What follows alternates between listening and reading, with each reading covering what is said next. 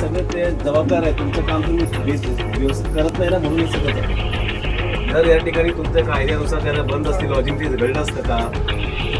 हो, सीसीटीव्ही कॅमेरे नव्हते आणि अनधिकृत लॉजमुळे या ठिकाणी आमच्या एका लेकीचा जीव गेलेला आहे. तू या महाराष्ट्रातील रायगडमधली पोलीस झोपलेली आहे का? कारण आरोपींना कायद्याचा धाक राहिलेला नाहीये. ते सगळं ते जबाबदार आहे. तुमचं काम तुम्ही व्यवस्थित करत नाही ना, म्हणून हे सगळं झालं. जर या ठिकाणी तुमच्या कायद्यानुसार त्याला बंद असते लॉजिंग, ते घडलं असतं का? त्याला सह आरोपी करा ही आमची मागणी आहे. ठीक चालेल, आपण निवेदन द्या. हा मी क्रांतिकारी जय भीम. मित्रांनो, आपल्या समाजातील नवतरुणी पल्लवीताई मोरे यांची जी हत्या अत्यंत निर्घुणपणे झालेली आहे. गोरेगाव या ठिकाणी लोणारेच्या चौकामध्ये जे एक लॉज आहे, त्या लॉजमध्ये अनिश मालदार नावाचा ज्याच्यावर आरोप आहे, त्याने त्या ठिकाणी लॉजमध्ये रूम बुक केली. तिथं तो सकाळी 10 वाजल्यापासून पूर्ण रात्रभर त्या ठिकाणी होता, परंतु त्याची कुठली एंट्री नव्हती. त्याच्या तिथं सीसीटीव्ही कॅमेरे नव्हते आणि अनधिकृत लॉजमुळे या ठिकाणी आमच्या एका लेकीचा जीव गेलेला आहे. त्याने आमच्या दीदीला फोनवर धमकी दिली की तू ये, नाहीतर मी रेल्वे खाली आत्महत्या करेल. आणि त्याने ते व्हिडिओ कॉलमध्ये दाखवलं रेल्वे ट्रॅक.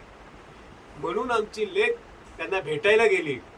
ती भेटायला गेल्यानंतर त्याने अशा प्रकारे तिची हत्या केली.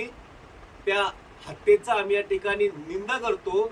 परंतु या महाराष्ट्रातील रायगडमधली पोलीस झोपलेली आहे का? कारण आरोपींना कायद्याचा धाक राहिलेला नाही आहे.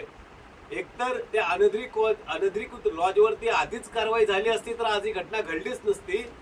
आमची अशी मागणी आहे, त्या लॉजचा जो मालक आहे त्याला देखील या प्रकरणामध्ये सहआरोपी करावे.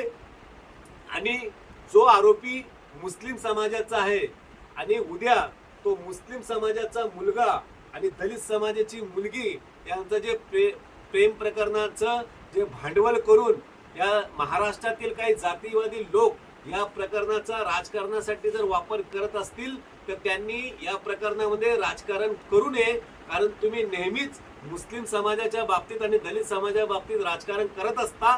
हे निव्वळ माझ्या दीदीचा मर्डर आहे आणि त्याची चौकशी करावी. कारण जो आरोपी असतो त्याला कुठली जात नसते, कुठला धर्म नसतो. आणि आम्ही डॉक्टर बाबासाहेब आंबेडकरांना मानणारी माणसं, आम्ही जातीवाद आणि धर्मवाद मानत नाही. त्यामुळे या प्रकरणामध्ये कोणीही जातीयतेचा रंग आणि धर्मातेचा रंग देऊ नये. या पीडित कुटुंबाला तत्काळ 25 लाखाची मदत देण्यात यावी. कारण हा जो गुन्हा आहे हा प्रशासनाच्या हलगर्जीपणामुळे झालेला आहे. म्हणून प्रशासनाने 25 लाख रुपयाची तात्काळ मदत द्यावी.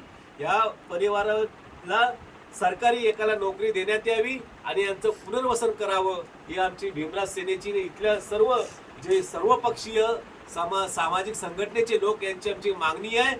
2 दिवसाच्या आतमध्ये त्या आरोपीला अरेस्ट करावी.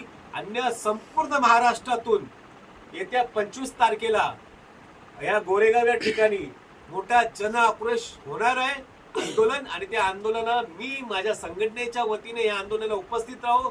आता DYSP आम्हाला भेटले, परंतु त्यांच्या बोलण्यावर आम्हाला विश्वास नाही. कारण जर या मुंबई पोलीसची एवढी खाती आहे की एका दिवसामध्ये त्या आरोपीला शोधू शकतात, परंतु त्यांनी आरोपी अद्याप शोधलेला नाही. त्यांच्या काम चुकारपणामुळे आरोपी फरार झालेला आहे. त्यामुळे त्या आरोपीला 2 दिवसात शोधावा, अन्यथा भीम सैनिकांचा आक्रोश तुम्हाला 25 तारखेला दिसेल. महाराष्ट्रातील तमाम भीमसैनिकांना माझी विनंती आहे की 25 तारखेला गोरेगाव रायगड या ठिकाणी उपस्थित राहावे. जय भीम, नमो बुद्धाय.